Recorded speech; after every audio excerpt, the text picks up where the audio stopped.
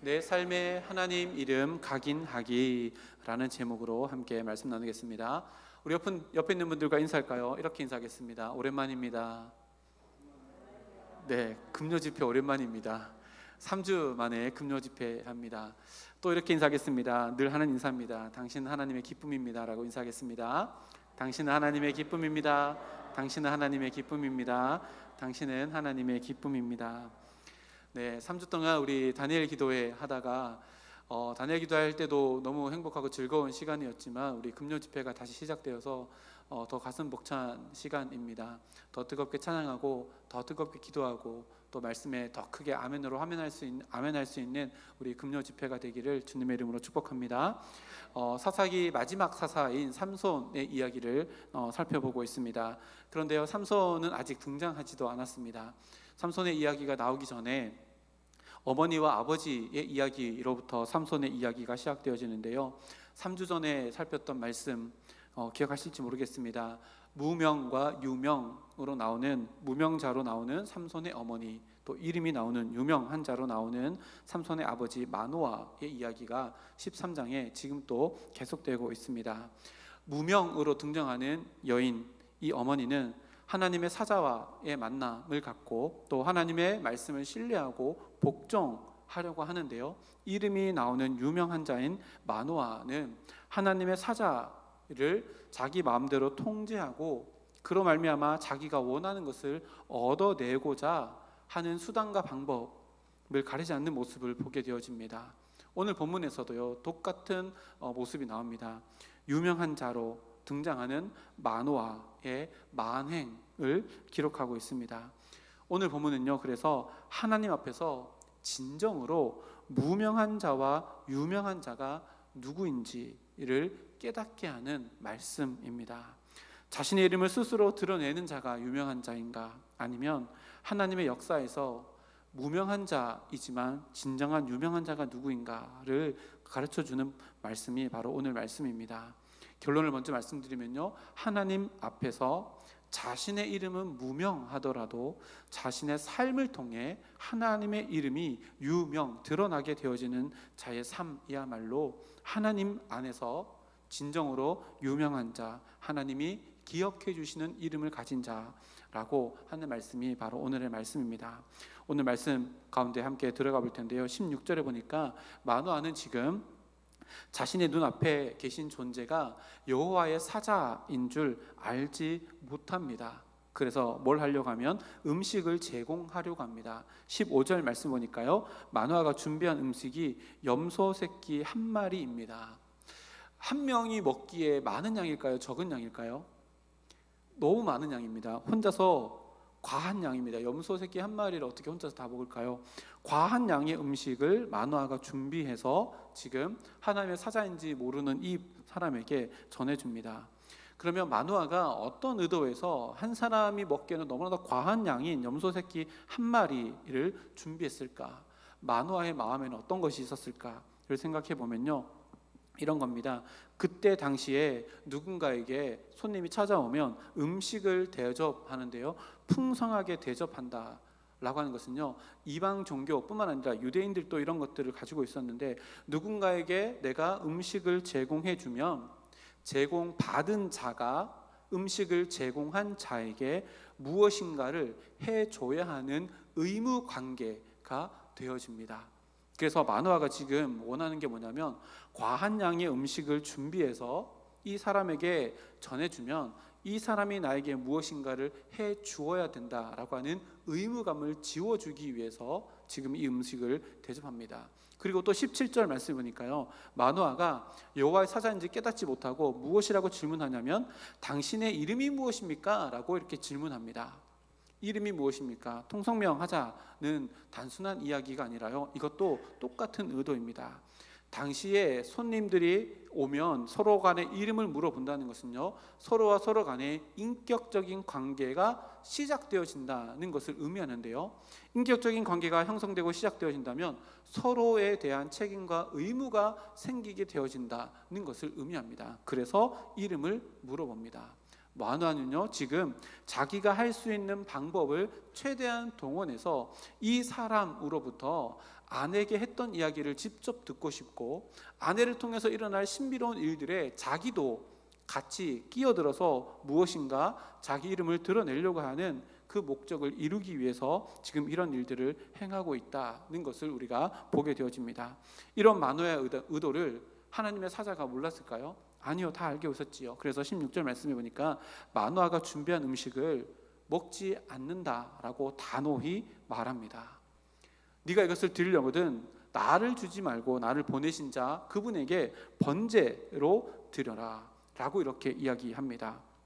그리고요, 여호와의 사자에게 너의 이름이 무엇이냐라고 물어봤던 이 마노아의 질문에도 이 여호와의 사자가 18절 말씀 보니까요, 여호와의 사자가 그에게 이르되 어찌하여 내 이름을 묻느냐, 너 왜 내 이름을 묻느냐, 너 의도가 뭐니? 라고 물어보고 내 이름은 기묘자라 라고 대답합니다.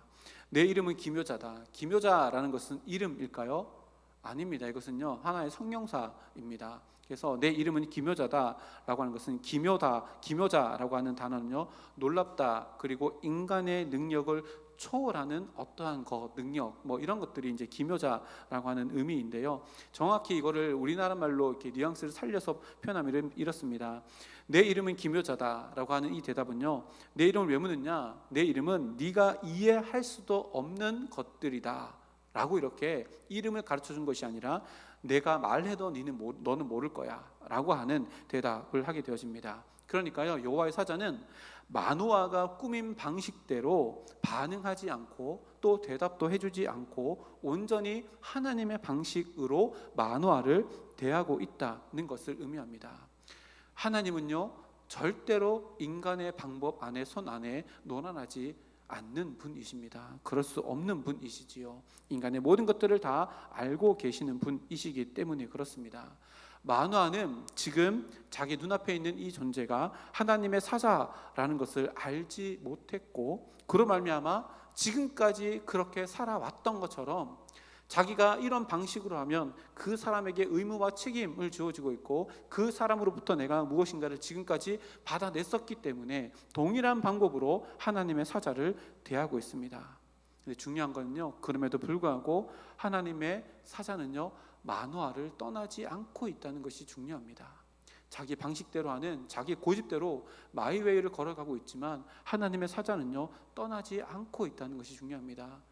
이미 마노아는 하나님의 은혜를 잊고 있다는 것입니다. 그래서요, 하나님은 마노아에게 하나님의 사자는 마노아에게 그것보다, 마노아가 묻는 것보다 더 마노아에게 필요한 것을 제공해 줍니다. 그게 뭐냐면요, 19절 20절 말씀인데요, 제가 읽어드리겠습니다. 이에 마노아가 염소 새끼와 소재물을 가져다가 바위 위에서 여호와께 드리매 이적이 일어난지라.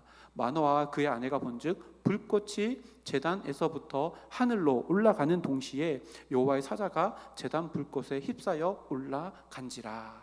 지금요, 마노아의 부부의 눈 앞에서 마노아가 준비한 이것이 제물이요, 제단 위에서 완전히 불타버리고 불타는 것이 위로 올라갈 때 여호와의 사자도 함께 휩싸여서 올라가는 이적을 보게 되어집니다.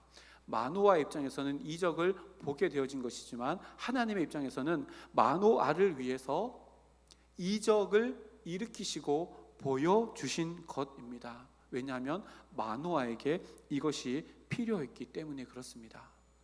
하나님께서요, 스스로 유명한 자가 되기를 원했던 마노아의 눈 앞에서 하나님 자신을 불꽃으로 드러내시면서 마노아의 지금 눈앞에 심령 안에 하나님의 임재라고 하는 하나의 가시적인 형상으로 불꽃을 마노아의 마음 가운데 심고 각인하고 있는 상황입니다. 이것이요, 마노아에게 가장 시급하게 필요한 것이었습니다. 그게 뭘까요? 마노아는 지금까지 자기 이름을 붙들고 살았던 사람이지만 마노아야, 그게 아니다.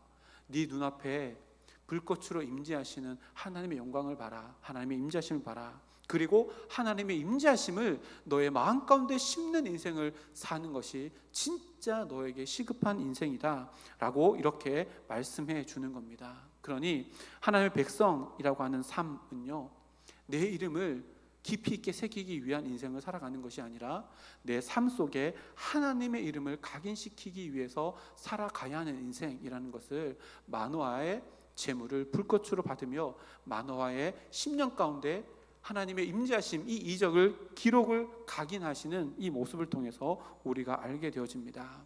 신약으로 넘어가 볼까요? 사도 바울, 우리가 너무나도 잘 알지요. 사도 바울은요, 예수를 만나기 전에 사울이라고 불려졌을 때 자기의 이름을, 명성을 높이기 위해서 고향이라는 다소라는 고향을 떠나가지고 종교의 메카인 예루살렘으로 가게 됩니다. 왜 갔어요? 자기 이름 때문입니다. 그곳에서도요, 자기 이름의 명성을 높이기 위해서 시시한 스승이 아니라 최고의 스승이라고 그 당시 알려졌던 가말리엘의 문화생으로 들어갑니다. 왜요? 무엇 때문에요? 자기 이름 때문에요.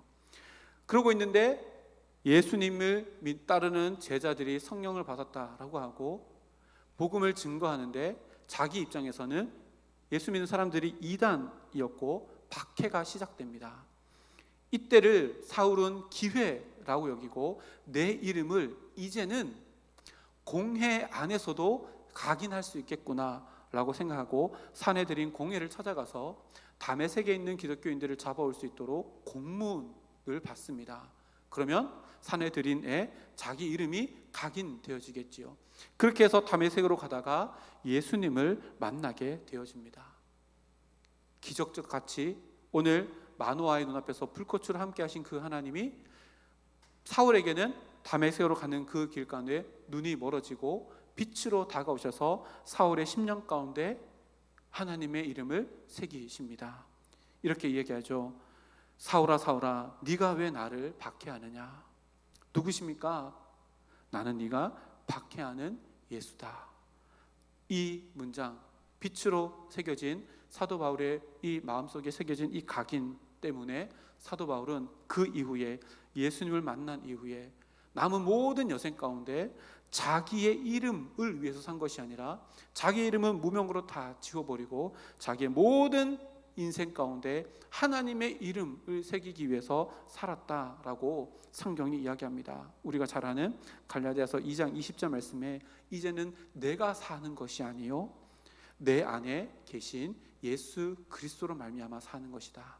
내 이름은 없어졌고 예수 그리스도로 각인된 나의 삶만 남아있다 라고 이렇게 이야기하며 남은 여생을 살았습니다.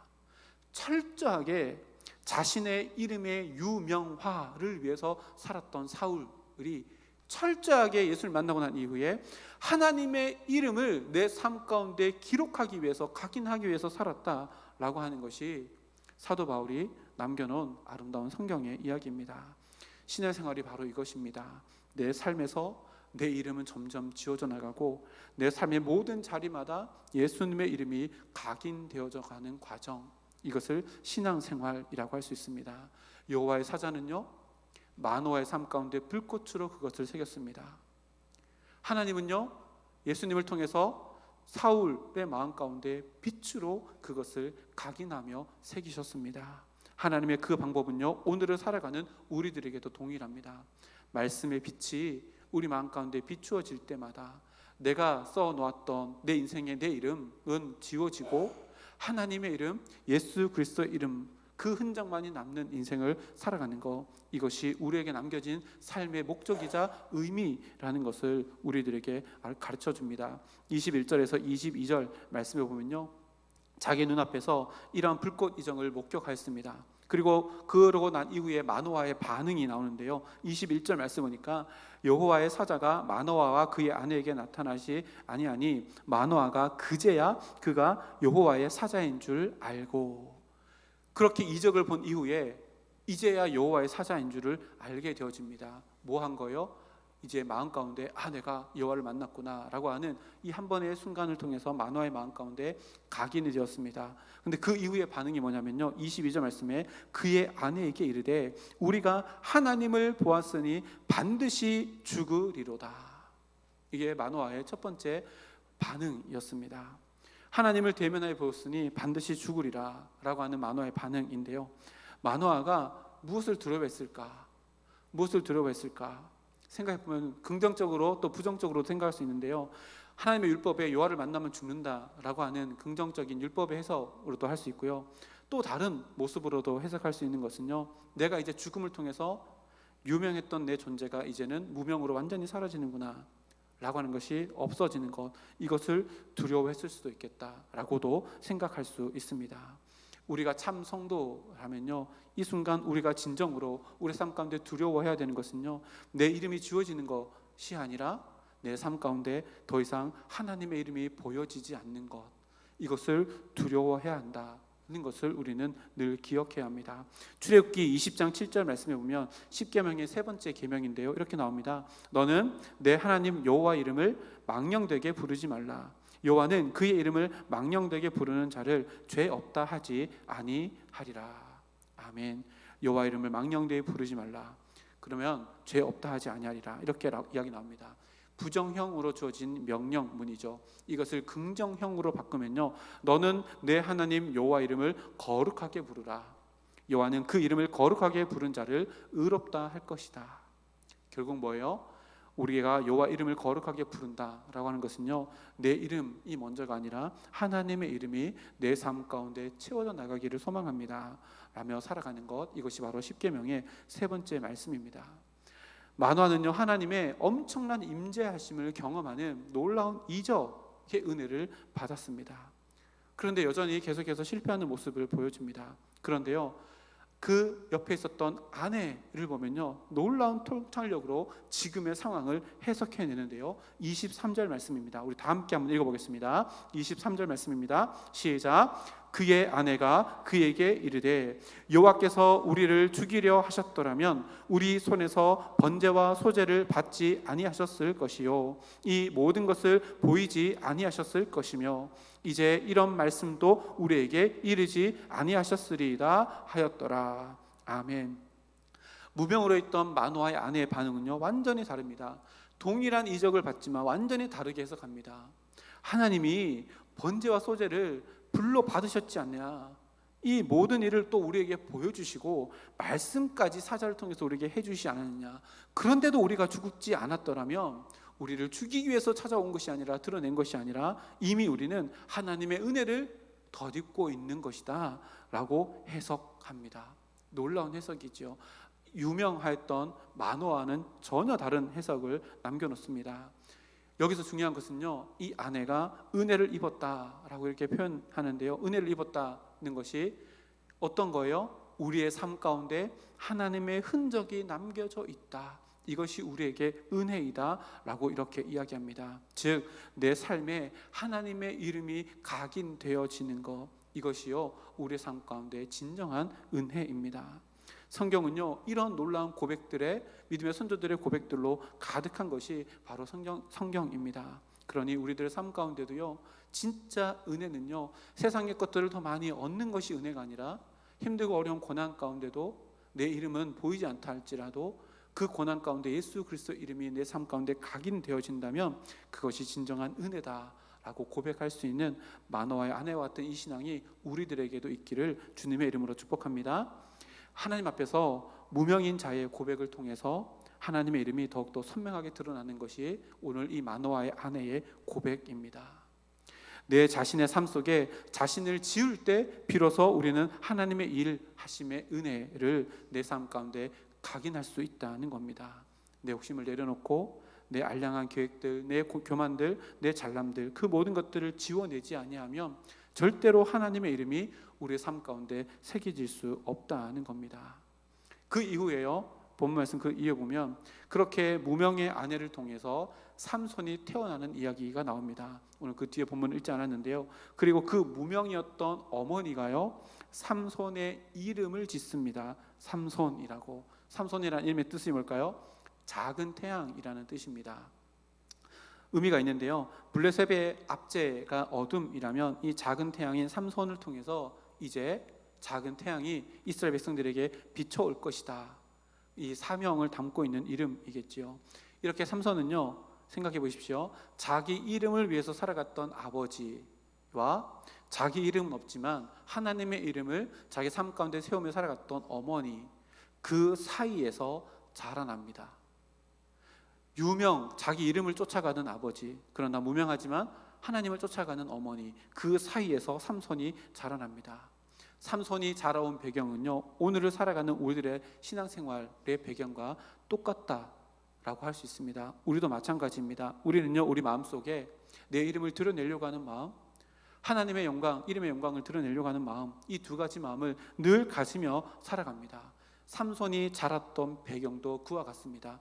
자기 이름을 드러내려고 했던 아버지, 자기 이름은 없지만 하나님의 이름을 드러냈던 건 어머니, 그 사이에서 줄다리기 하며 삼손이 살아갑니다. 근데 우리가 삼손의 이야기, 그 뒤인 이야기를 잘 알잖아요. 아버지의 영향을 더 많이 받았다는 것을 우리는 알게 되어집니다. 24절 말씀 보니까 이렇게 기록합니다. 하반절인데요, 그 아이가 자라매 여호와께서 그에게 복을 주시더니, 25절에 소라와 에스다올 사이 마하네단에서 여호와 영이 그를 움직이기 시작하였더라.